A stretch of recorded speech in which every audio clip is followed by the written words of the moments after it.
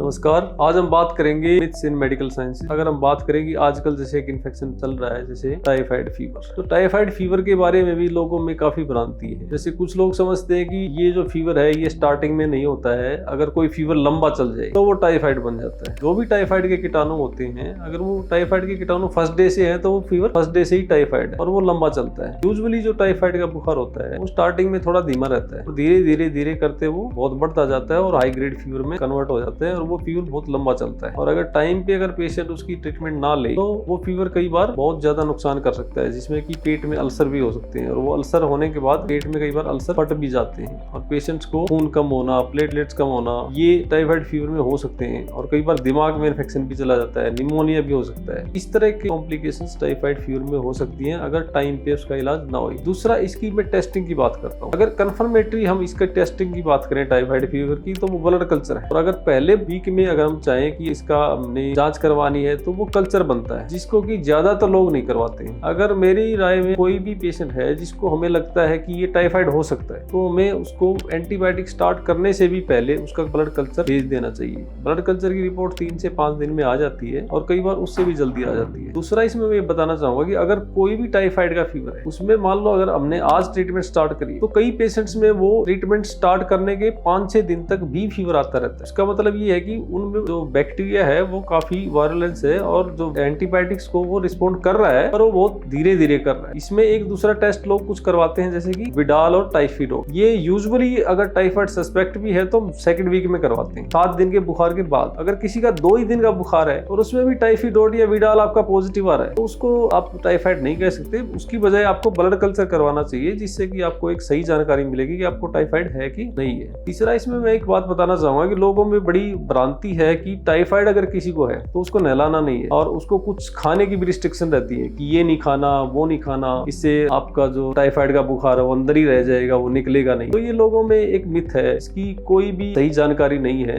और इसका सच्चाई से कोई रिलेशन नहीं है। तो अब मेडिकल साइंस के हिसाब से कोई भी फीवर है तो उसमें साफ सफाई रखनी बहुत जरूरी है, नहाना और टाइम पे जो है ना खाना और सब तरह की चीजें खाना, फ्रूट्स, वेजिटेबल, जो भी घर में दूध है, लस्सी है, जो भी है, तो सारी चीजें खाएंगे तो जल्दी ठीक होने में मदद मिलेगी, उसकी इम्यूनिटी अच्छी बनी रहेगी और एक साफ सफाई रखनी चाहिए। तो इसी के साथ मैं आप सबसे ये उम्मीद रखता हूँ कि आप टाइफाइड के बारे में टाइम पे एक सही डॉक्टर की सलाह लेंगे और उसका सही से इलाज करेंगे।